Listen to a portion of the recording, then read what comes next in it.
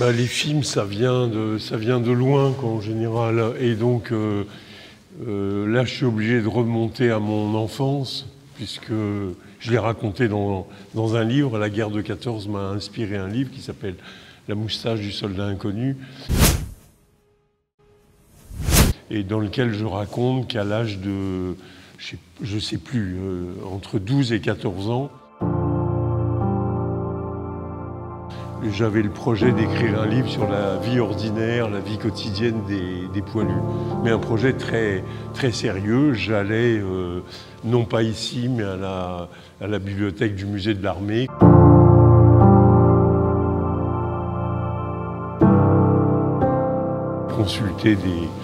Consulter des ouvrages historiques, consulter des témoignages, voilà.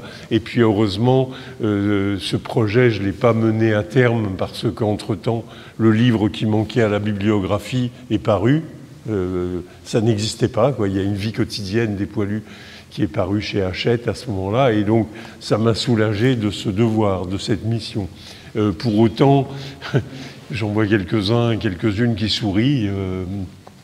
Je comprends, ça me fait sourire moi aussi. Mais pour autant, j'ai pas abandonné, je dirais, l'obsession de mon intérêt pour la guerre de 14, sans être collectionneur. Il y en a eu de grands. Il y en a un grand qui est à l'origine du musée de la Grande Guerre à Meaux, Jean-Pierre Vernet, que j'ai rencontré plus tard. Mais sans être collectionneur, je me suis mis à rassembler, quoi, toutes ces petites reliques, ces petits débris, les témoignages, les photos, les plaques stéréoscopiques, enfin, sans les acheter, sans les chercher, voilà. Et finalement, avec une espèce, je dois dire, c'est ça qui est important aussi, je pense, qui fait que ça a piétiné pendant longtemps ce projet, enfin. Parce que ce projet, il a pris plusieurs formes, mais avec une espèce de sentiment de honte de m'intéresser à cela. Les témoins de la guerre de 14 étaient toujours vivants, et donc ils étaient associés quand même, pour moi, mais pas seulement pour moi, aux cérémonies, auprès des monuments aux morts, justement, aux associations d'anciens combattants, enfin toute chose qui, un adolescent ou un très jeune homme semblait un peu ridicule. Hein. Et puis, vers la fin des années 90, je me suis mis quand même sur la proposition d'un éditeur à faire un livre à partir d'une photo qui s'était littéralement fichée dans mes yeux. Cette photo, elle était parue en double page des années avant, au moment du cinquantenaire de la guerre de 14. Cette photo, elle avait paru en double page de Paris Match. Et cette photo, j'y ai consacré donc un petit livre qui s'appelle Guerre éclair, parce qu'elle condense la guerre en un éclair. Cette photo, c'était une photo, j'ai appris bien plus tard qu'elle était dans le fond Albert Kahn et qui l'avait prise, etc., etc. Cette photo, c'est un groupe, une douzaine de soldats, sans doute à l'hiver 1915, hiver-printemps 1915. Les soldats n'ont pas encore de casque, pas encore le casque Adrian. Elle est en noir et blanc, évidemment, mais on voit bien leur uniforme. Et ces soldats cassent la croûte dans une clairière. Il y a des arbres, on est un petit peu à l'arrière du front, puisqu'il y a de la végétation. Ils cassent la croûte, rien de plus banal, enfin, plus ordinaire. C'est ça que je trouvais intéressant. Sauf qu'ils cassent la croûte sur un empilement de cercueils. Voilà. Et donc de cercueils visiblement prêts pour une offensive qui va avoir lieu. Donc à partir de là, je me suis posé des questions non seulement sur la photographie, mais aussi sur qui pouvait être là, à qui ces cercueils étaient destinés, enfin à des officiers bien évidemment, voilà. Et puis donc j'ai fait parler les morts, enfin j'ai fait parler les morts, des morts qui n'ont rien dit, qui n'ont pas témoigné. Voilà. Et puis, mon travail s'est un peu interrompu. J'ai eu l'idée, l'envie de faire un film sur la guerre de 14, voilà. Et puis approche, voilà, les années passent. Enfin, ça m'a, comment dire, si je peux en parler, hein, je suis peut-être trop loin et long par rapport au sujet, hein, je ne sais pas. Hein. Non.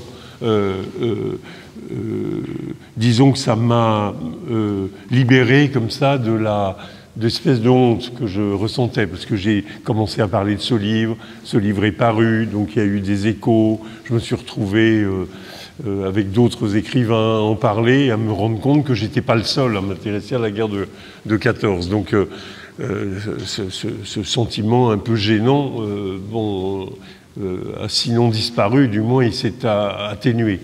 Et puis approche, les années passent, on fait d'autres choses, et les années passent, et je me retrouve à l'orée de l'année du centenaire, donc vers 2014, quoi, disons quelque chose comme ça. Et là, je me dis quand même, secoue-toi, enfin c'est pas possible. Il va y avoir des films, il va y avoir des livres. Voilà, soit tu es le mieux placé, enfin le mieux placé, pas au sens savant, mais au sens de l'ancienneté, de l'intérêt intime, je dirais intime. Voilà. Et donc j'ai essayé là de lancer un film. J'ai trouvé un producteur que j'ai pu convaincre, alors qu'il n'y avait aucun intérêt de qui que ce soit, de me laisser filmer j'ai évoqué Jean-Pierre Vernet, de me laisser filmer dans les réserves du musée de Meaux et dans les préparatifs du musée de Meaux, qui n'est pas encore ouvert à ce moment-là. Et donc, j'ai tourné, quoi, à ce moment-là. J'ai tourné, et puis je pensais que ce serait le point de départ d'un film un peu bizarre finalement, sur les traces que la guerre de 14 a pu laisser dans le paysage, dans les familles, dans les cœurs, dans le souvenir, dans la mémoire. Mon intérêt n'était pas du tout de faire un film comme il y en a beaucoup, enfin pourquoi pas, hein, c'est pas la question, mais film à partir d'archives, enfin Apocalypse a pris pour ne pas nommer la série, Apocalypse a pris beaucoup de place, et donc un projet si intimiste, si personnel, s'est trouvé barré finalement par des projets plus officiels ou plus académiques, ou en tout cas, ou apparemment plus historiques. Voilà. Et donc, j'ai continué à espérer faire ce film, puis bon, le temps a passé, ça devenait difficile, et donc je me suis dit, ce livre que j'ai commencé à écrire, si jeune, et qui a donné ce petit livre, Guerre éclair, que j'évoque, il faut que je le continue, quoi. Donc je le continue de manière à raconter, je l'ai dit un peu ironiquement, mais c'est pas tellement ironique, à raconter mes souvenirs de la guerre de 14. Enfin, je suis né quand même heureusement bien après, mais bon, j'ai des souvenirs de la guerre de 14, comme vous avez tous des souvenirs des générations qui vous ont précédé. Enfin, ça n'est pas la guerre de 14, mais je me souviens, et avec regret de ne pas avoir noté plus de choses, j'ai connu mon arrière-grand-mère qui était née en 1873, et elle me racontait le siège de Paris en 1870-71, qu'elle n'avait pas vécu, mais évidemment, voilà, je me souviens de ma grand-mère me parlant de cousins qui avaient été ruinés par la Révolution de 1848. Donc c'est quand même extraordinaire, quoi. C'est-à-dire qu'on est des contemporains d'époques qui nous sont bien antérieures et bien éloignées, voilà. Avec des grands-pères, je dois dire, qui...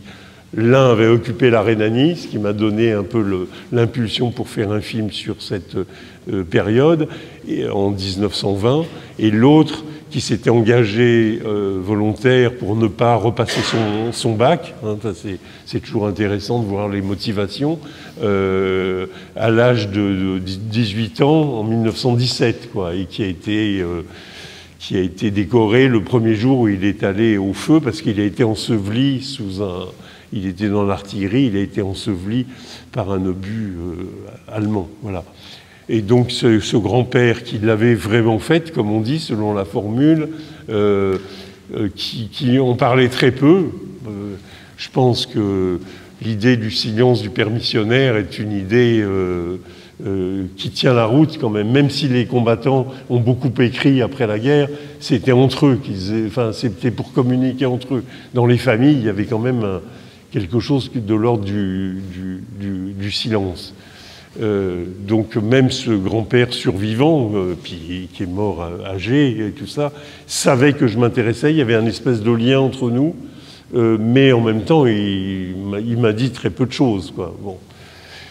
Et donc, voilà, je me lance dans l'écriture d'un livre qui va finalement s'appeler « La moustache du soldat inconnu », je ne sais plus si je l'ai dit, et puis qui va paraître in extremis en 2018, avant que les célébrations ne soient terminées.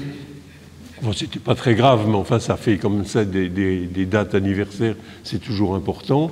Et puis, pour autant, je continue, je suis cinéaste aussi, donc je continue à penser à faire des films. Et ce projet sur la guerre de 14, je l'entretiens, voilà.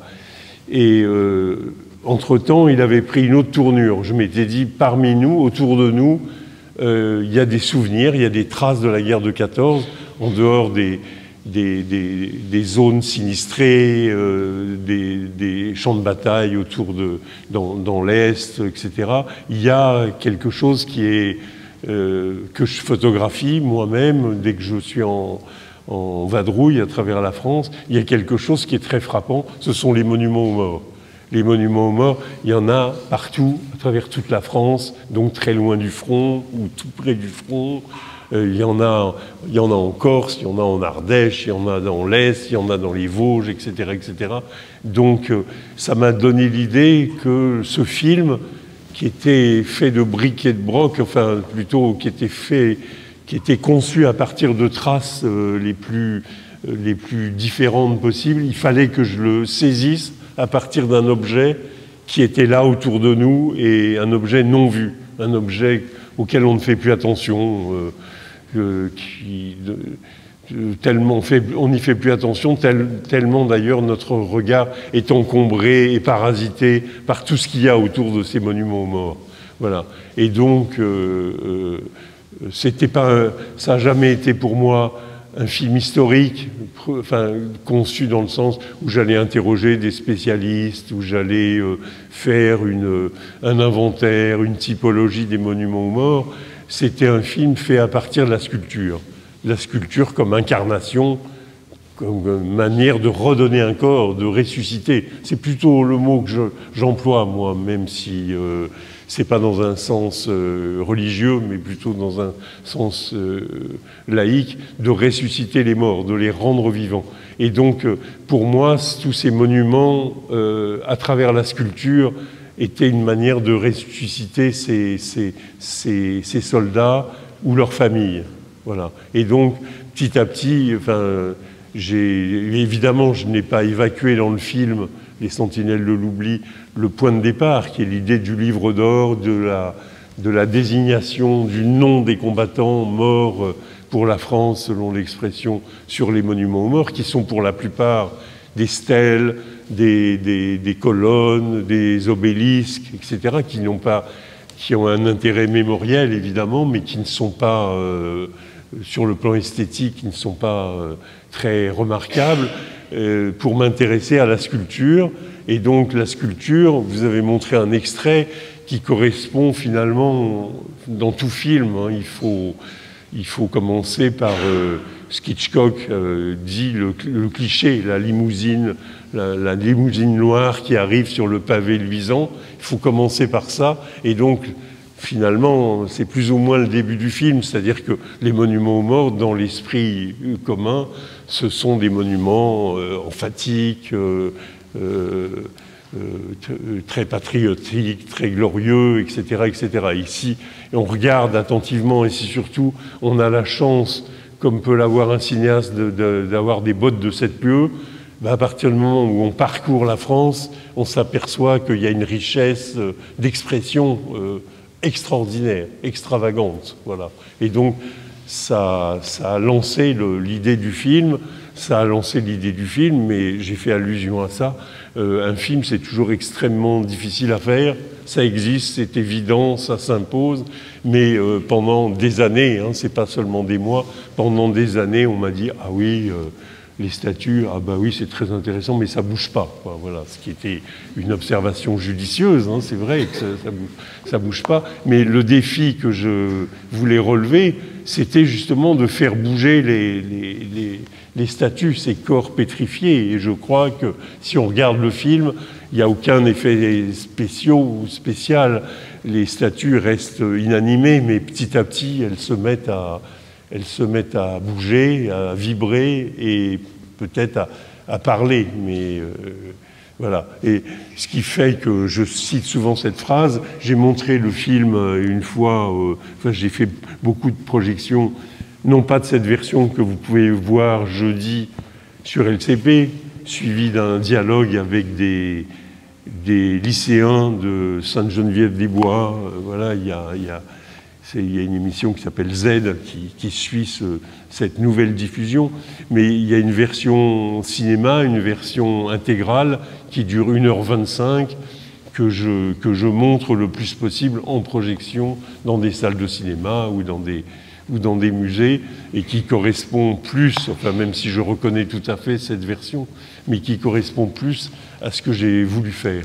Et donc, dans cette projection qui avait eu lieu au mémorial de Verdun, il y a eu un long débat après la présentation, la projection du film, et il y a une dame, ça je m'en souviendrai longtemps, qui, au moment où tout le public s'en allait, s'est approchée de moi et m'a dit « Monsieur, je vais vous dire quelque chose qui va vous faire de la peine, qui va vous décevoir. » Donc je m'attendais à une critique, enfin voilà.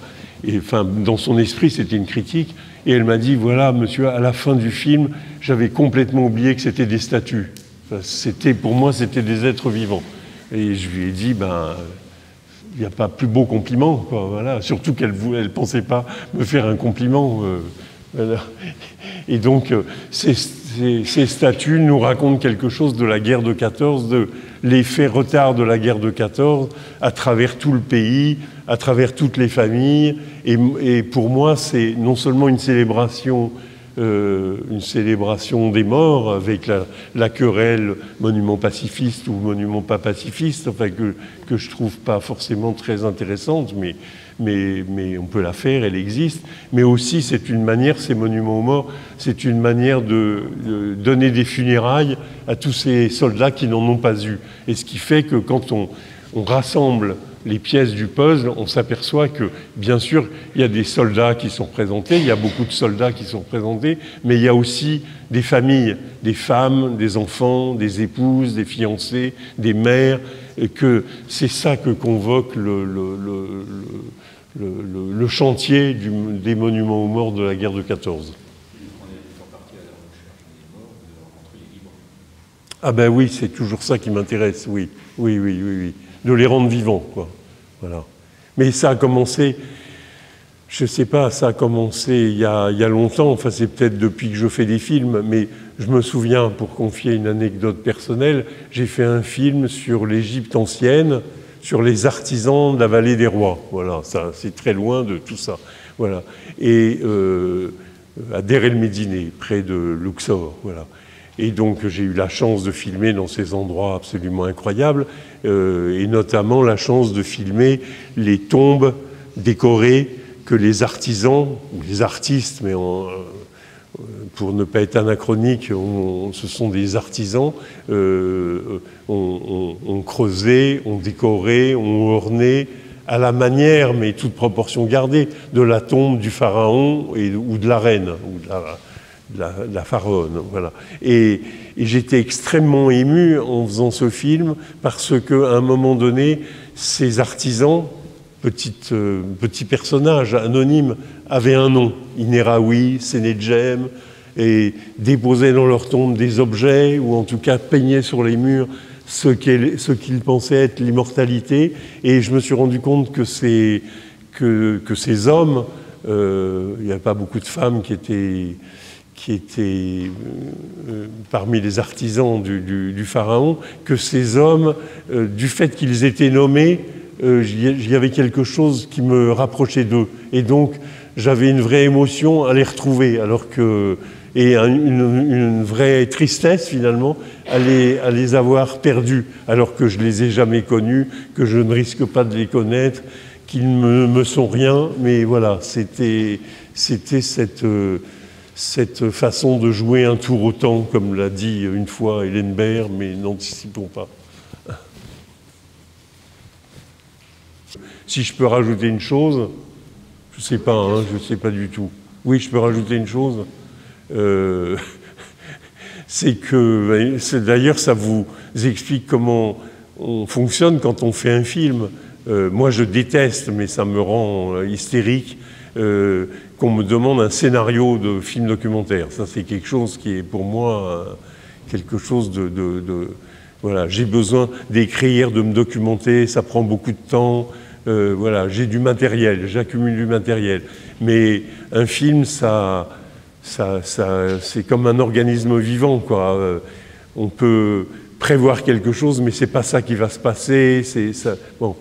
Et notamment dans le projet que j'avais écrit, je n'avais pas pensé ou pas voulu faire intervenir des correspondances, des lettres, que j'ai beaucoup utilisées dans ce livre que je cite, puis que beaucoup de livres sur la guerre de 14 utilisent, parce qu'il y a des témoignages de première main sur la guerre de 14 qui sont tout à fait bouleversants. Mais j'avais écarté ça parce que finalement je l'avais déjà fait, je peux dire, hein, entre guillemets.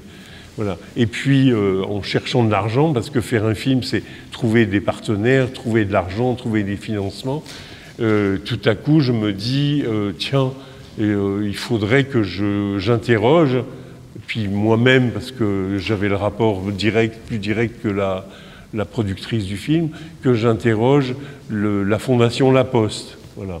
Et donc j'envoie un courrier à la Fondation La Poste, qui avait aidé 2 ou 3 de mes films précédents, et qui m'accueille très bien, en me disant « Ah, formidable !» comme si je faisais un cadeau à la personne qui me recevait, de lui envoyer ce projet. Sans doute ça résonnait avec son intérêt personnel, parce que les monuments aux morts, ça suscite 2 gestes, ou bien c'est « Ah bon, j'ai jamais remarqué », ou bien « Ah oui, dès que je suis dans un village, dans une ville, je regarde ». Bon.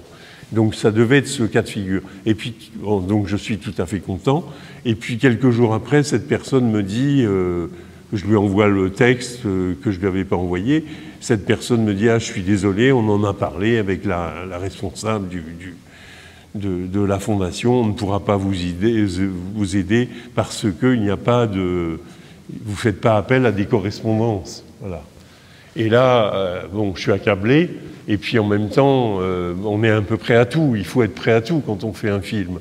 Et donc, je me dis, bah, qu'à cela ne tienne, oui, je vais écrire qu'il y aura des correspondances. Voilà. Puis c'est pas difficile pour moi de trouver, voilà, des textes parlants. Mais finalement, cette idée un peu venue de l'extérieur a été une excellente idée que j'ai adoptée pour le film, et ce qui fait que je pensais qu'il n'y aurait qu'une voix, une voix de femme pour dire mon texte tout au long du film, pour chasser un peu le côté masculin de cette guerre. Et donc c'est une voix de femme, une voix de comédienne qui dit tout le texte, sauf les lettres de soldats qui sont dites par une autre voix, un homme, et qui véritablement incarne ces soldats de pierre, cette armée pétrifiée. Et donc, ça a été une chance de saisir cette perche qui m'était lancée. Ben, je suis parti du travail immense fait par Laurent Joly, l'historien Laurent Joly, qui a mis la main quand il faisait, je crois, sa thèse, et puis ensuite qui a continué sur le fond des suppliques qui se trouve dans les archives, dans le fond du Commissariat général aux questions juives, et aussi dans le fonds Pétain, quoi, pour l'essentiel, qui avait été très peu exploré. Voilà. Et donc, il a inventorié, je ne sais plus, de l'ordre de 2000 suppliques, 2000 lettres adressées par les victimes elles-mêmes, ou des proches des victimes, ou des collègues, enfin il y a toutes sortes de gens. Et évidemment, ça fait un matériau exceptionnel, enfin bouleversant et exceptionnel. Et d'abord, ça suppose une sorte de, enfin, un choix, quoi. Voilà. Et donc c'est vraiment l'embarras du choix. Et donc au début, je lui ai dit, je veux pas que tu, enfin évidemment, signale-moi celles qui te semblent les plus importantes de ces suppliques, mais je veux. J'ai pas forcément le même regard que le regard d'un historien. Je veux les lire moi aussi. Alors j'en ai pas lu 2000, mais j'ai dû en lire pas loin de 500, quelque chose comme ça. Et sachant qu'à l'arrivée, j'ai dû filmer une trentaine de suppliques aux Archives nationales, et dans le film, il doit y en avoir une vingtaine. Et c'est douloureux de dire ça parce que c'est comme quand on fait un entretien et qu'on laisse tomber au montage quelqu'un qu'on a aimé, souhaité filmer, voilà. Bon, mais bon, il y a des espèces de contraintes comme ça. Et puis il faut dire aussi, même si c'est brutal de dire les choses comme ça, il faut dire que ces suppliques, elles peuvent être répétitives, quoi. C'est-à-dire que elles répètent souvent la même détresse, quoi. Donc il faut arriver, puisque faire un film, c'est aussi être dans un rapport de dramaturgie et de dialogue avec le spectateur. Il faut aussi faire entendre des choses qui sont pas trop proches les unes des autres. Voilà. Ce qui fait aussi que j'ai expliqué d'abord, quand je me suis lancé dans ce projet, que je ne voulais pas choisir des suppliques en fonction de ce qu'on avait pu savoir, reconstituer des auteurs des suppliques. Je ne voulais pas que le paramètre « est-ce qu'on a des photos, est-ce qu'on a des documents familiaux ?» intervienne. Je voulais raisonner de façon beaucoup plus libre et abstraite. Donc, j'ai fait ce choix, et à partir de ce choix, bon, là c'est un bon exemple, il y a des lettres dans lesquelles, par rapport auxquelles on a pu retrouver dans d'autres archives ou dans des fonds familiaux, on a pu retrouver des images des intéressés, hein. Par exemple, cette jeune femme, Estera Krisch, qui est arrêtée parce qu'elle ne va pas chercher du lait au bon moment, ce sont évidemment des photos de famille, c'est évidemment elle que l'on voit. En revanche, la petite fille avant qui écrit, je ne sais pas à quoi elle ressemble. Et donc, le principe, c'était de ne pas se censurer par rapport à ce qu'on pouvait connaître ou pas de telle ou telle personne, même si la recherche devait être faite. Et l'autre principe, c'était de se dire que ces gens dont on ne sait rien parfois, ou presque rien, sachant qu'on sait plus d'ailleurs des gens qui sont morts, assassinés dans les camps que des autres, parce qu'au moins leur nom apparaît sur une liste. Les autres, on ne sait pas ce qui leur est arrivé, ce qui fait aussi que ça crée quelquefois un grand bonheur quand on apprend que quelqu'un... il y a un personnage que j'aime beaucoup qui s'appelle Gaston Lévy, qui écrit une lettre, il n'est pas dans cet extrait, c'est un vieux monsieur, il a à peu près l'âge de Pétain, et il écrit au maréchal une lettre plutôt insolente, mais c'est pas perceptible d'abord, quoi. Et ça éclate à la fin de sa lettre, quand il ajoute en post-scriptum mes comptes en banque, post-scriptum, mes comptes en banque ont été bloqués du fait que j'ai l'honneur d'appartenir à la religion dans laquelle naquit Jésus-Christ. Je le sais par cœur, quoi. Et on se dit, quand même, il est culotté, quoi, ce monsieur, voilà. Et donc, c'est un grand bonheur, je dois dire, d'apprendre qu'il n'a pas été arrêté, qu'il s'est caché, ou qu'il a eu de la chance, enfin, il y a tous les paramètres, et qu'il est mort de sa belle mort, comme on dit, après la guerre, voilà. Mais j'en reviens au dispositif. Le dispositif, c'était se dire les personnages, les personnes, le personnage principal, ce ne sont pas les photos, les films, encore moins les films, enfin, que l'on peut retrouver de tel ou tel, c'est ces lettres, c'est ce papier, quoi. Il y a il y a la demande de quelqu'un, il y a la supplique de quelqu'un, et puis vous voyez, il y a des tas de choses, quoi. C'est dactylographié, c'est écrit, il y a un langage, il y a des tas d'éléments qui sont contenus dans ces feuilles de papier, et c'est ce qui nous reste d'eux. Voilà, souvent, c'est ce qui nous reste d'eux. Donc, il y avait ça, et l'autre idée, c'est qu'il fallait que, finalement, le tournage, ce soit le tournage du contexte, du contre-champ dans lequel se trouvaient ces lettres. C'est-à-dire, qu'est-ce que la personne qui écrit peut avoir en vis-à-vis où elle écrit, enfin, faire exister indirectement le locuteur. Enfin, bon, ces jouets d'enfants, ces objets domestiques, tous ces gens, ils sont saisis, ils sont arrêtés à un moment de leur vie où leur vie bascule d'une sorte de paradis, d'état normal, dans l'enfer. Enfin, donc je voulais que le film montre ça, la banalité de la vie d'êtres humains à qui tout à coup on dit vous êtes juif et donc vous n'avez plus le droit de vivre normalement ou de vivre tout court. Voilà, c'était ça le principe. Et je voulais que, parallèlement à cela, je voulais que le film soit jalonné par toute l'espèce de discours familiariste, gnangnan, quoi, il faut bien dire, de l'État français, qui a beaucoup dépensé d'énergie dans sa propagande, dans son culte de la personnalité, à valoriser l'image du maréchal, à en faire l'image, toujours en restant dans la métaphore familiale, l'image du bon grand-père qui veille sur chacun et chacune des Français et des Françaises. Donc le film, il est ponctué, là on ne l'a pas vu vraiment, hein, mais le film, il est ponctué de ces moments de célébration de la figure du chef, du père, du grand-père, et dont les Français, pendant 4 ans, ont été littéralement abreuvés. Et puis, je voulais aussi éviter que... C'est un matériel très disparate, forcément, c'est des gens différents qui existent, et je voulais qu'on soit concentré sur le caractère unique de ces suppliques, donc les lire, mais n'avoir que 3 voix ou 4 voix, c'est-à-dire d'avoir une voix de femme pour tous les rôles féminins, donc une actrice, Marie Vial, d'avoir un homme pour tous les rôles masculins, tous, sans exception, avec des variantes que chacun est capable de faire.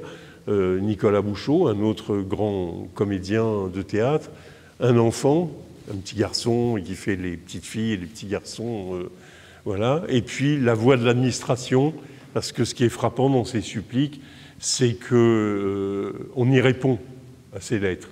On y répond, et dans un premier temps, jusqu'à l'éviction de Xavier Vallat, le commissaire général aux questions juives, entre 41 et 42, on y répond avec beaucoup d'arguments, avec beaucoup de politesse. Enfin, je veux dire, il y a une femme qui lui écrit en lui expliquant qu'elle est fonctionnaire, qu'elle travaille au ministère des combattants, des anciens combattants, depuis, je me souviens plus, depuis 25 ans, et que donc apprendre du jour au lendemain qu'elle n'a plus sa place, qu'elle doit être chassée de la fonction publique, il y a une anomalie, parce que son grand-père s'est battu pour la France au moment de la guerre de 70, son mari a dû être un ancien combattant de la guerre de 14, etc.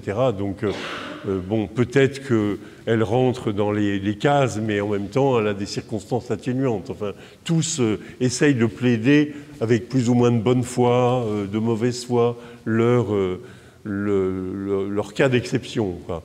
Et là, le commissariat général aux questions juives, c'est pas Vallat qui répond, mais ses services répondent très tranquillement que ben non, la loi elle est comme ça, la loi française ou les ordonnances allemandes, ils font de l'exégèse, quoi. Ils expliquent que ben non, c'est comme ça, voilà. Il y a un livreur qui se plaint que son vélo lui a été confisqué et qui dit est-ce que je peux emprunter le vélo de quelqu'un d'autre? Le vélo, c'est pas un moyen pour moi faire du sport ou de faire du tourisme, c'est mon outil de travail. Et on lui explique que ben non, c'est comme ça, c'est bien prévu, quoi. On applique la loi. Et donc, ça c'est dans un premier temps, et puis dans un deuxième temps, vous en avez aperçu un ou deux exemples, l'administration, toujours incarnée par la même voix, explique que les Allemands ont demandé aux autorités françaises de ne plus leur transmettre ce genre de supplique. Mais on répond quand même, hein, on répond. Ce qui veut dire aussi qu'on met celui qui a écrit, celui ou celle qui a écrit, y compris les enfants. Il y a des lettres qui me serrent la gorge, en position d'attente. Enfin, voilà, une attente qui ne sera jamais exaucée. Enfin, sauf des cas d'erreur manifeste ou de limite d'âge qui n'a pas été respectée, aucune des suppliques n'a été accordée. Voilà.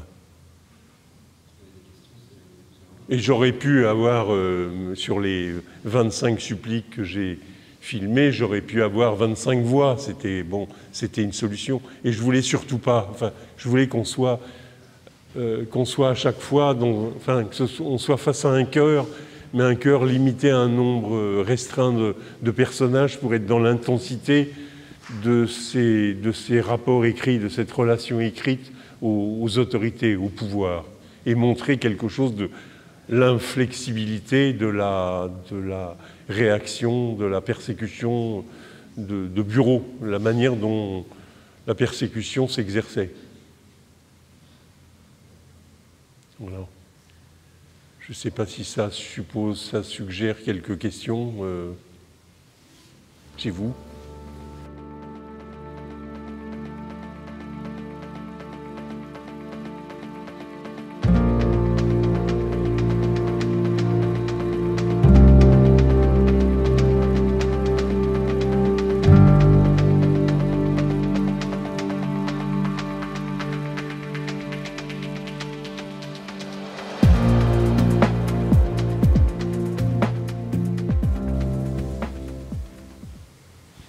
J'aime bien faire des films qui, sans doute, correspondent à ce que je suis, ce que je ressens, mais en essayant de trouver une forme différente. Alors, peut-être qu'il aurait fallu montrer celui-là en premier, par rapport aux deux autres que vous venez de voir, mais les films sont là pour vivre. Et donc, tout a commencé quand j'ai vu, au mémorial de la Shoah, que j'ai vu le manuscrit d'Hélène Baird, quoi. Je me souviens d'un moment extrêmement émouvant, cette liasse de papier, cette écriture si régulière, cette encre, cette absence de rature, cette quasi-absence de rature, et ce texte qui a été publié, qui est facilement lisible et qui est un chef-d'œuvre non seulement d'émotion, mais de témoignage, parce qu'on voit que cette jeune fille qui est morte très, très jeune, très prématurément, excellente mélomane, excellente angliciste, elle prépare l'agrégation, et puis elle est obligée d'arrêter parce que, comme elle est juive, elle ne peut pas suivre continuer à suivre ses études à la Sorbonne. Enfin, elle va en auditrice libre, voilà. Mais quelqu'un d'extrêmement attachant et quelqu'un d'extrêmement cultivé et clairvoyant, c'est-à-dire qu'en même temps, c'est un témoin de son temps. Ce qu'elle dit sur le GIF, c'est vraiment passionnant, parce qu'elle voit bien à chaud, elle voit bien que ce qu'on pourra reprocher, ce qu'on va reprocher à l'UGIF plus tard, et en même temps, elle prend la défense de cette institution, quoi. Mais si l'UGIF ne faisait rien, qu'est-ce qui se passe pour tous ceux qui sont abandonnés? Enfin, elle est très, très consciente, et elle est consciente aussi du destin qui l'attend et auquel elle ne veut pas se dérober. C'est très troublant, parce que elle vit avec sa famille dans un appartement du Champ de Mars. Son père est un homme important de la bourgeoisie israélite, comme on dit, enfin polytechnicien, ancien combattant de 14-18 et tout ça, voilà, arrêté à Drancy, libéré. Et donc, elle aurait pu s'en aller, fuir. Bon, elle ne le fait pas. Voilà. Bon, mais je m'éloigne parce que je parle d'elle. Et pour en revenir au film, donc il y a ce choc, quoi, de voir ce texte. Il reste rien d'autre de cette fille après, comment dire, sauf excepté quelques photos de famille, sauf quelques documents, mais assez peu. Il ne reste rien de cette jeune fille. Son corps n'est enterré dans aucun tombeau, et son tombeau, finalement, c'est cette pile de feuilles de papier, quoi. Et donc, c'est quelque chose de sacré, quoi. Voilà, on peut employer le mot. Plus sacré encore que, je trouve, que les suppliques, parce que les suppliques, c'est des lettres adressées à l'administration. Il y a un souci de convaincre, de plaider sa cause. Enfin, c'est aussi sacré, mais moins dans l'échelle du sacré. Je trouve que là, elle s'adresse à son fiancé, elle s'adresse à la postérité, enfin, elle le dit, elle écrit pour que plus tard on sache. Bon, elle ne sait pas que ça va être publié, ça le sera, avec difficulté, parce que dans les familles, ce genre de documents, on a du mal à s'en séparer, à le communiquer aux autres. Enfin, c'est une autre affaire. Mais donc voilà, il y a ce choc, cette émotion très grande, cette écriture qui nous donne quelque chose de la main, du corps de cette jeune fille, dont rien ne reste. Voilà. Bon. Et quand l'idée d'en faire un film se propose, tout de suite, je me dis les deux principes, et c'est ceux que j'expose. Les deux principes, c'est que ce film, ce sera uniquement la voix d'Hélène Baird. La voix, évidemment, elle n'a pas été enregistrée à l'époque. C'est la voix d'une comédienne. Là, c'est Céline Salette qui dit le texte, qui le dit, qui le lit pas, qui le dit, qui l'incarne, qui l'interprète. On la voit pas, mais c'est une actrice qui est dans le film. Voilà. Donc c'est sa voix et ce sont ses yeux. Je voulais que le film ce soit ce que les yeux d'Hélène Baird auraient pu voir ou ont pu voir. Voilà. Et donc j'ai tout à l'heure évoqué à propos des Sentinelles de l'oubli ces lettres que je ne voulais pas intégrer au film, puis qui finalement y sont et Dieu merci. Et là, d'une certaine façon, en défendant auprès des producteurs le projet du film, j'ai vendu la peau de l'ours, comme souvent, comme ça arrive. Et vendre la peau de l'ours, c'est dire que je me souviens, c'était il y a 15 ans, je me souviens d'avoir affirmé que le film ne serait constitué quasiment que d'images venues de l'époque et d'images de films amateurs, quoi. Voilà. Parce que je savais que dans les archives des actualités françaises ou des actualités mondiales, il y avait peut-être des images un petit peu de la vie quotidienne, mais que l'essentiel devait appartenir aux images amateurs. Et je me disais, à part moi, si je n'en trouve pas autant que je le dis, je pourrais tricher, je pourrais utiliser des images tournées juste après la guerre, dans des lieux vides, ou juste avant la guerre, dans des lieux vides aussi, parce que bien sûr, je ne suis pas dupe du fait qu'une image d'archive, elle contient toujours des signes de l'époque pendant laquelle elle a été tournée, mais je me disais ça. Et puis, c'était complètement... c'était absurde, quoi, parce que même si les images d'archives amateurs ne sont pas datées, souvent, tout de suite, il y a quelque chose de leur époque qui est inscrit. Et donc, bon, ça, c'était... toutes les images que l'on voit dans le film, c'est des images tournées entre 40 et 44, enfin, et plutôt au plus près d'ailleurs de la période, voilà.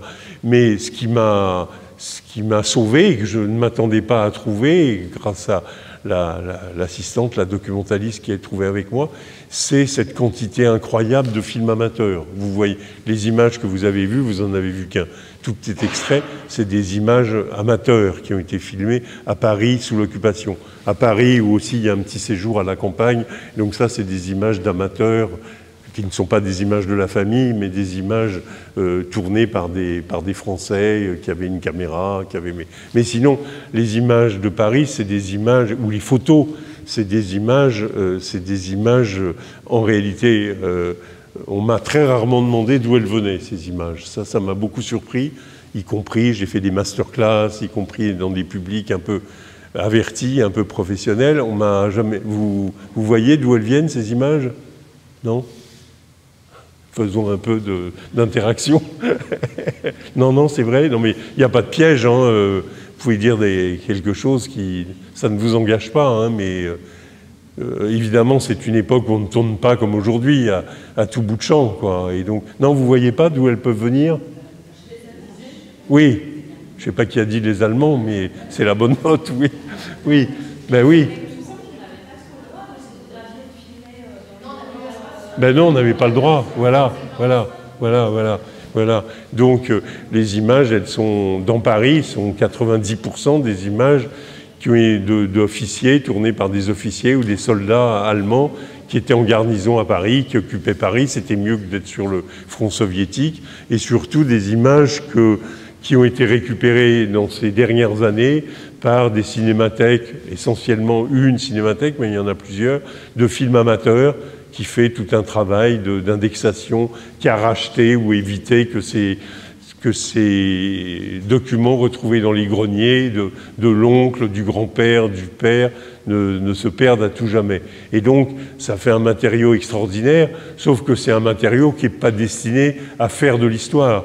Et donc, quand on visionne ces images, on lit sur le descriptif Paris, puis le quartier, ou bon, on se dit chic, et puis souvent c'est désastreux, c'est-à-dire que souvent les cinéastes amateurs prennent des films comme on prend des photos. C'est-à-dire que j'ai vu je ne sais pas combien de plans du Sacré-Cœur ou de la Tour Eiffel à toute vitesse, comme s'il suffisait de bouger pour que ça crée une image. Voilà. Et puis parmi ces photographes et ces cinéastes, ben, il y en a qui d'instinct, sachant que les Allemands ont à l'époque une culture technique plus développée que les Français, donc il y a pas mal de films, mais il y a aussi des films qui sont pris vraiment par des cinéastes, même si c'est des amateurs, ce ne sont pas des professionnels. Et donc ils savent que filmer, c'est saisir du temps.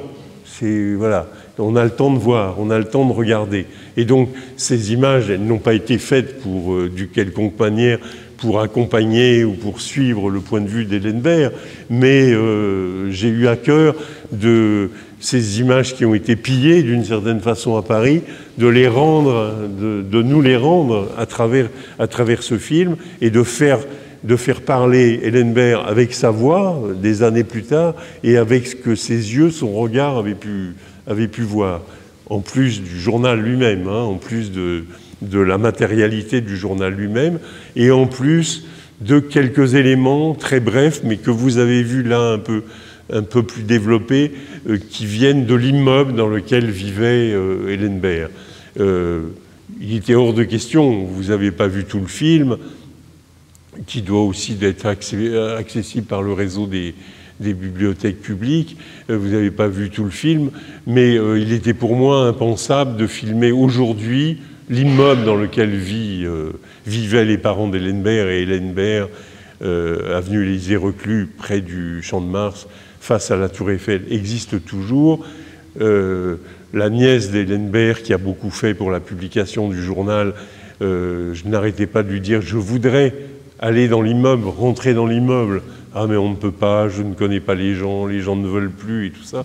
Et puis, par un concours de circonstances extraordinaires, ma productrice, qui est aussi la productrice des Sentinelles de l'Oubli, ma productrice rencontre quelqu'un, déjeune avec une amie et elle lui annonce... Enfin, c'est amusant de raconter ça, quoi. C'est purement anecdotique, mais ça montre aussi comment les choses, quelquefois, se font. Et lui dit, voilà, je prépare, avec Jérôme Prieur, je prépare un film d'après le journal d'Hélène Baird. Et cet ami lui dit, ah, mais tu ne sais pas que ma sœur, qui est médecin, je crois, ma sœur habite dans cet immeuble. Donc c'était absolument génial. Et donc, j'ai pu rentrer dans cet immeuble, simplement rentrer, quoi. Voilà. Et puis, l'immeuble que je voyais, c'était pas l'immeuble de la famille Baird, l'immeuble de la famille Ibert, je pense que c'était au-dessus. Il avait regroupé 2 appartements, il avait été complètement cassé, etc. Donc les volumes n'étaient plus les mêmes. Enfin bon, puis j'ai pas pu y accéder. Mais cet appartement, il était très proche sans doute de ce que ça devait être, sauf que c'était infilmable. Il y avait un mobilier d'aujourd'hui, je ne pouvais pas le déménager, voilà. Et très gentiment, la propriétaire nous invite, donc je vais le voir, mais de façon, pour moi, pour m'instruire. Et puis, elle me dit, ce sera avec plaisir que je vous accueille si vous voulez tourner. Et moi, j'étais bien embêté, parce que je ne voyais pas ce que je pouvais tourner dans son appartement. Je n'osais pas lui dire, ça n'a rien à voir. Enfin...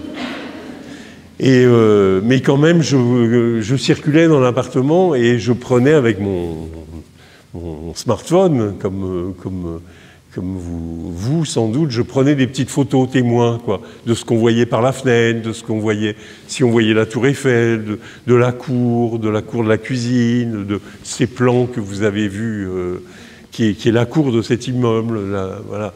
Je prenais des photos et donc elle insistait et je lui ai dit ah ben d'accord. Enfin, elle insistait et je me défendais en me disant vous savez un tournage de documentaire, même avec une petite personne, avec un petit nombre de personnes, c'est tout un tintouin, c'est du désordre. Vous allez non c'est pas grave. Enfin bref, j'arrivais pas à me et puis bon, Dieu merci. Tout à coup, j'ai réalisé que ce que je photographiais comme ça pour moi, c'est ça que je devais filmer. Et donc, j'ai filmé des poignées de fenêtres, j'ai filmé ces vues par le... Enfin, c'est pas à ce moment-là que je l'ai fait. Hein. J'ai filmé ce que je voyais dans la cour. J'ai filmé l'ascenseur qui n'a pas bougé. J'ai filmé la cage d'escalier. J'ai filmé, voilà, ce que j'appelle des lieux charnières. Des lieux qui sont très proches, qui n'ont pas la patine d'aujourd'hui, parce que je zigzague, mais j'avais imaginé que je filmerais un autre appartement. Voilà. Mais c'était beaucoup plus intéressant de filmer un autre appartement, peut-être que celui de la famille Ibert, mais dans cet immeuble, quoi. Se dire, les yeux de cette jeune fille, ils ont vu ça, quoi. Voilà. Et donc, voilà, c'est l'autre élément qui s'est ajouté au tournage pour ressusciter Hélène Baird, à tel point que Hélène Baird tient son journal jusqu'au bout, jusqu'à quelques jours avant son arrestation. Dans son journal, elle imagine ce que pourrait être son arrestation. Elle imagine ce que va être le transfert dans un wagon à bestiaux pour les camps. Elle imagine tout ça, d'après les récits qu'elle a entendus. Elle ne s'y dérobe pas, c'est assez inquiétant, hein, voilà. Mais elle ne raconte pas ce qui se passe à partir du moment où elle va être arrêtée. Tout ce qu'on sait, on le sait après. Et ce qui fait aussi que je ne voulais pas finir le film, il finit à Paris, je ne quitte pas Paris, il finit sur la plage du Trocadéro, la place du Trocadéro, où commence le film, comme une boucle, et que la place du Trocadéro, sur laquelle on pouvait voir Hitler quand il débarque à Paris, à la fin du film, on voit d'autres jeunes filles filmées en couleur, en 44 ou 45, parmi lesquelles devrait être Hélène Baird. Mais je ne voulais pas l'emmener dans le lieu de mort où elle a pu disparaître, quoi. Je voulais rester, je ne cache pas évidemment sa fin tragique, atroce, mais je voulais rester au plus près d'elle. C'est pour ça que le film s'appelle Hélène Baird, une jeune fille dans Paris occupé. Je voulais faire comprendre que cette jeune fille qui écrit, qui témoigne, elle est vivante, elle est amoureuse, ses histoires d'amour, son histoire d'amour occupe une grande place dans son journal. Enfin, pas être dans une célébration funèbre, mais d'être au plus près, même si, bien sûr, il y a un écart gigantesque qui sépare sa vie en 42 de sa vie en 44, mais être au plus près d'elle, enfin, lui donner quelque chose, une chance supplémentaire de poursuivre sa vie, pour rejoindre votre thème. Il n'y a pas... Oui, il y a des choses, ça va de soi pour moi, mais ça ne le va pas forcément pour vous. Il n'y a pas d'entretien dans le film. Enfin, c'est elle, l'héroïne. Enfin, comme dans Les Suppliques, il y a des films que j'ai faits avec des... J'ai rien contre les historiens, j'ai rien contre les entretiens. J'ai fait un film à partir d'une des Suppliques, là, depuis, où il y a plusieurs historiens et non-historiens qui essayent d'imaginer ce qu'a pu être le destin de quelqu'un. Voilà. Mais dans ces films-là, j'ai choisi le parti pris de ne pas avoir d'autres paroles que celles de ceux qui sont des absents qui sont en creux dans le film. Voilà.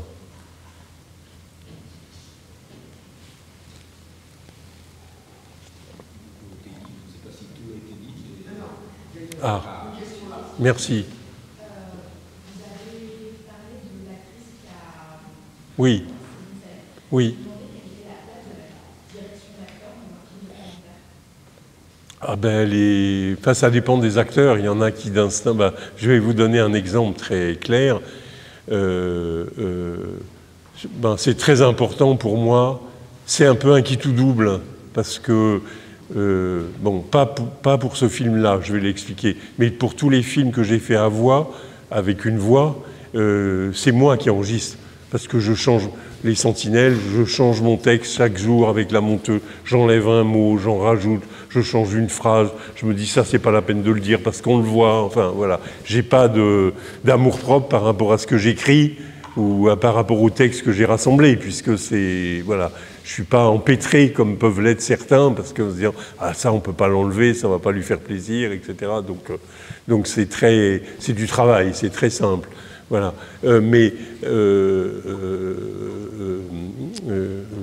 Comment s'appelle-t-elle déjà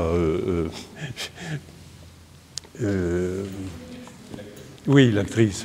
Bon, zut. Céline Salette, voilà. Céline Salette, voilà. Elle est d'accord. On lui demande si elle est d'accord. Elle est d'accord, et on lui demande d'enregistrer, si elle accepterait d'enregistrer la voix témoin.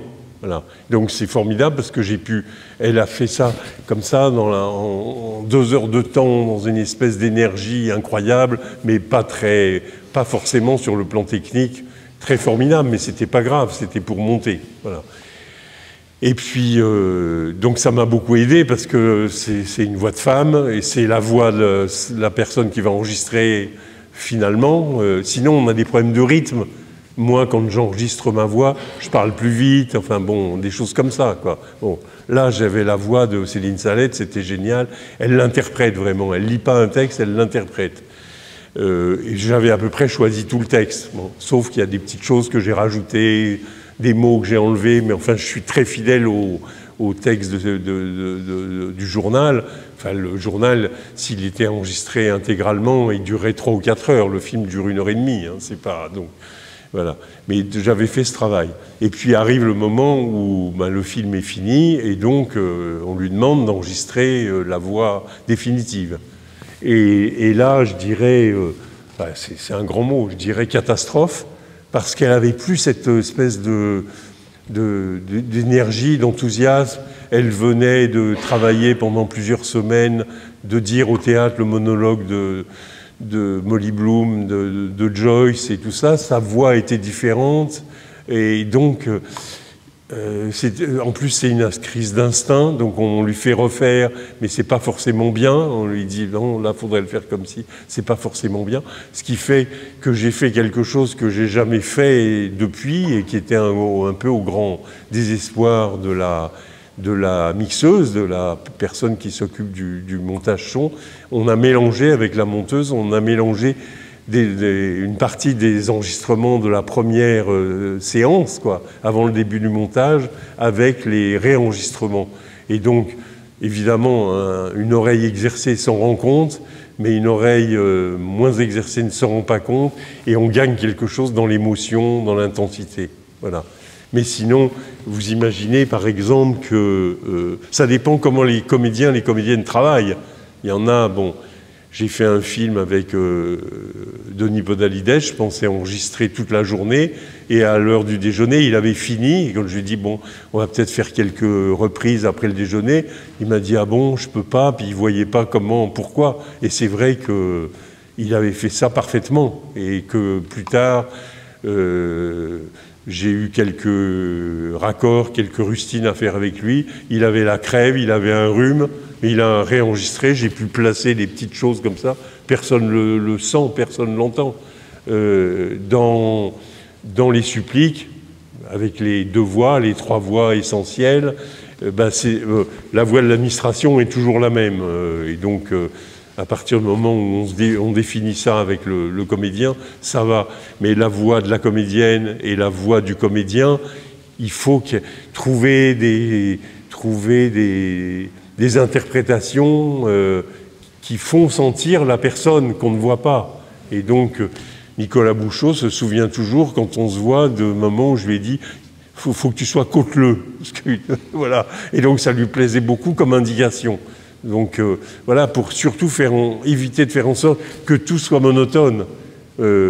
Moi, si je l'enregistre comme témoin, ou j'ai fait des films dans lesquels je me suis enregistré puis conservé, j'ai tendance, je ne suis pas un comédien, j'ai tendance, voilà, je suis content de ce que j'ai fait parce que, bon, c'est moi, mais c'est très monotone, c'est très monocorde, il n'y a pas de variante, il n'y a pas d'expression.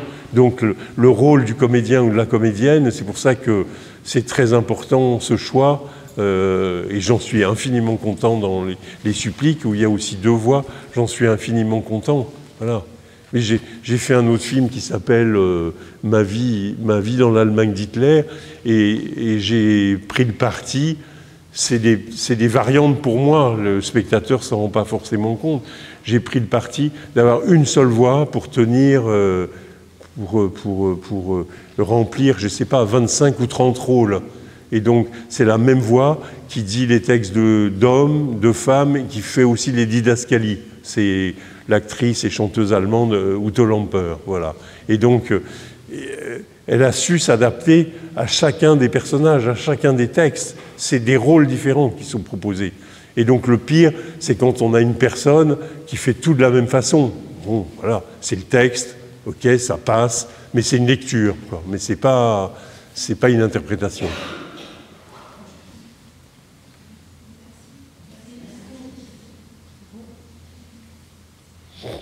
Je suis encore là, hein, vous pouvez en profiter.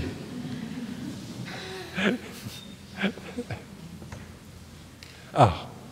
Pour revenir sur les monuments aux morts, vous avez sillonné la France, comment vous sélectionnez en fait quel monument, où est-ce que vous allez Comme vous avez compris que je suis assez tenace et obsessionnel, même quelquefois, comme c'est pas une idée qui m'est venue juste ces derniers mois, depuis longtemps, je photographie à travers la France les monuments. Tout à coup, quand j'en vois un qui me plaît, je le photographie. Ensuite, je me suis mis à acheter les monographies. Il y a des monographies plutôt locales, comme ça, sur le Limousin, sur la Bretagne, voilà. Donc, à partir de là, me constituer un petit stock d'images. Et puis, un beau jour, j'ai découvert qu'il existait une base, un site, des monuments aux morts, qui a été créé par une chercheuse de l'université de Lille, qui s'appelle Martine Aubry. J'ai longtemps cru que c'était la mère ou la mairesse, je ne sais pas comment on dit, qui s'occupait comme ça à ces moments perdus. Après, j'ai compris que non. Et qui a répertorié, c'est un site collaboratif, donc il n'y a pas qu'elle, mais c'est surtout elle, qui a répertorié tous les monuments, ou le plus possible de monuments, en France et en Belgique d'ailleurs. Voilà. Et donc, c'est un outil formidable parce que vous avez la localisation précise, des photos, des indications historiques. Et donc, comme j'ai travaillé, j'ai tourné beaucoup pour un petit film, quoi. J'ai tourné 35 jours répartis sur 3 ou 4 saisons.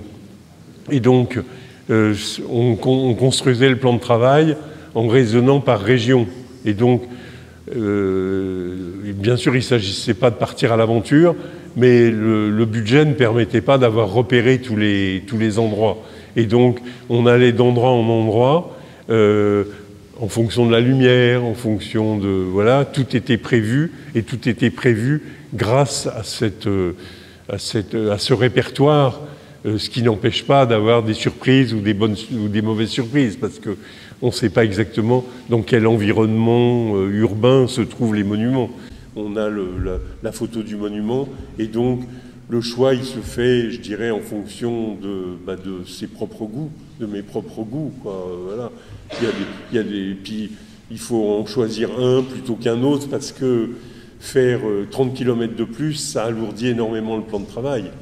Voilà. Je me souviens, par exemple, pour le dernier tournage, je m'aperçois que mon assistant a prévu un tournage dans le sud-ouest, et qu'il manque un monument auquel je tiens beaucoup, qui est à Toulouse.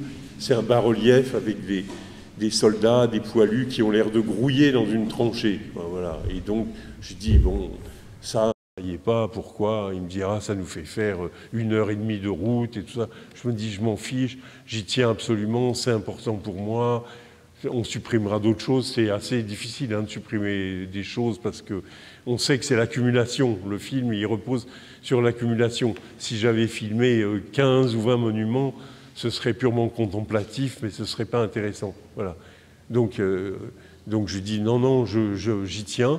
Et puis 1 heure après, il me rappelle en me disant ben non, c'est impossible. Je dis ah bon, pourquoi c'est impossible? C'est impossible parce qu'il a été démonté, le monument aux morts.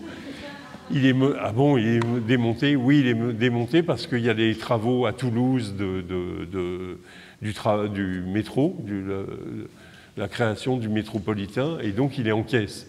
Et donc, bon, là, j'ai abandonné. J'allais pas faire ouvrir les caisses ou revenir tourner 2 ans plus tard. Voilà. Mais sinon, je sais pas, à 90%, tout ce que j'ai filmé est dans le film. Voilà. Je savais en tournant que pas forcément la place que ça allait avoir, mais pourquoi je le filmais? Parce que ça me plaisait, mais aussi parce que c'est comme les rushs d'un film. On tourne des scènes, on ne les tourne pas au petit bonheur, on ne les tourne pas au hasard. On tourne des scènes en sachant qu'à un moment donné, ça va servir. Et donc ça a été le cas. Voilà. Mais grand merci à cette base du patrimoine mémoriel. Ça a changé de nom maintenant. Grand merci qui ne s'est pas substitué à moi, mais qui m'a énormément aidé, évidemment. On fait gagner du temps. Est-ce que vous êtes allé dans ce qu'on appelait à l'époque les territoires de l'Empire, voir ces monuments aux morts? Est-ce que j'ai pas entendu le début de votre... Vous êtes allé Ah. dans ces territoires de l'Empire, comme on les appelait à l'époque, voir les monuments aux morts? Ben, par exemple, j'ai tourné un film avant en Martinique, et donc je suis allé à Fort-de-France pour voir le monument. Mais vous comprenez que c'est de l'argent aller si loin, quoi. Et donc la réponse est non. Mais il y a des régions dans lesquelles je ne suis pas allé pour des raisons économiques, c'est-à-dire que voilà. J'ai une question, c'est à vous entendre sur les 3 extraits qu'on a vus. Il y a quand même un rapport au corps. Oui. Qui est très important. Et du coup, sur faire parler les morts, c'est comme si la parole en elle-même, le texte, ne se suffisait pas et qu'il y avait besoin d'une incarnation pour faire passer le message. Ah oui. Ah oui, tout à fait. Ben, je ne fais pas de la radio. Enfin, Non, mais j'aime beaucoup la radio. Et d'ailleurs, j'ai fait une version radiophonique des suppliques, quoi, qui est plus longue, avec des suppliques différentes et tout ça. Mais le problème de l'incarnation, il est différent. Quand on fait un film, même si on est très radical dans ses partis pris, on a toujours besoin d'incarner. Alors la voix, elle s'est réincarnée. C'est pas une voix passe-partout. Les documentaires de télévision aiment bien les voix de speakerine ou de speaker, hein, et on entend les mêmes de film en film, quoi. On se dit, mais il y a quand même pas mal de comédiens et tout ça, et de comédiennes, donc c'est un peu effrayant, effarant, même s'ils sont bien d'ailleurs, bien ou pas bien. Donc l'incarnation, elle commence là.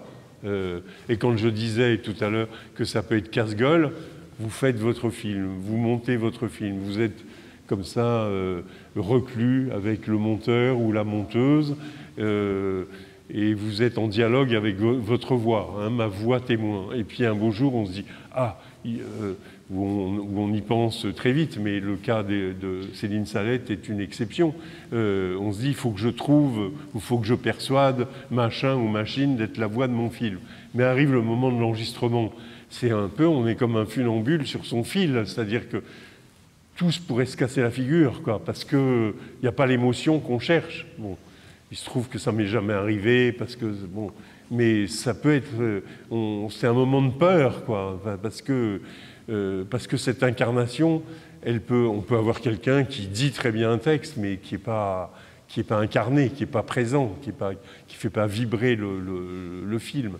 Donc il y a cette incarnation par la voix qui est capitale. Ça m'est arrivé pour les films, les versions étrangères de certains de mes films.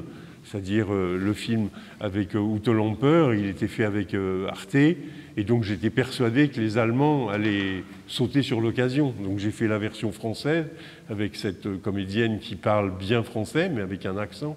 Elle parle bien anglais, américain, parce qu'elle vit à New York, et donc il a été impossible de convaincre Arte de la prendre pour des obscures raisons, enfin que je n'ai pas le temps de... Et c'est trop triste de les expliquer. Et donc je me suis retrouvé, c'est pas moi qui l'ai enregistré déjà, mais avec une comédienne très bien au demeurant, mais qui faisait de la lecture, quoi. Il n'y avait pas toute l'intensité que j'avais mise, les variations que j'avais pu créer entre les différents personnages et tout ça, voilà. Et puis, au-delà de la voix, ben, je suis un peu animiste, moi. Et donc, les objets, les images, ce qu'il y a dans l'image, elle n'est pas illustrative pour moi. Elle est un contrepoint, elle est en contraste, voilà. Elle montre rarement ce dont on parle au moment même où... Parce que souvent, ces images, comme dans beaucoup de documentaires, elles n'existent pas. On court après des images qui n'existent pas. Alors on met l'armée allemande qui défile à Paris, bon, on l'a vu 100 000 fois, donc on ne les voit plus. Et donc, ce qui est important, c'est que notre regard et le mélange avec le son, ça permet de s'accrocher à quelque chose de l'image. Voilà. Si j'ai le temps, je vais raconter un exemple. Non, j'ai peut-être plus le temps. On me regarde avec des yeux noirs. Ça dépend combien de... Oui. Bon, non, mais alors je m'arrête. Si, ça va. Il y a bon, c'est pas la peine de... Bien sûr, vous avez vu juste, hein, les statues, les objets et tout ça, c'est des façons de faire exister ce dont le corps n'est plus là. Hein, mais sur l'image d'archives, je vais raconter juste un petit exemple. Il y a un moment d'amour entre Hélène Baird et son fiancé, Jean Morawiecki, où elle imagine ce que sera leur vie plus tard, l'enfant qu'ils auront, enfin, elle est dans quelque chose qui est très bouleversant, parce qu'on sait, nous, que ça n'aura pas lieu. Voilà. Et je cherche pas les images en fonction de l'endroit où je vais pouvoir les mettre, je les cherche et je les mets de côté en fonction de l'émotion qu'elle m'inspire. Puis après, je me dis, ah voilà, ce qui fait que ça peut même servir dans un film plus tard, parce qu'il y aura une image qui particulièrement m'aura marqué.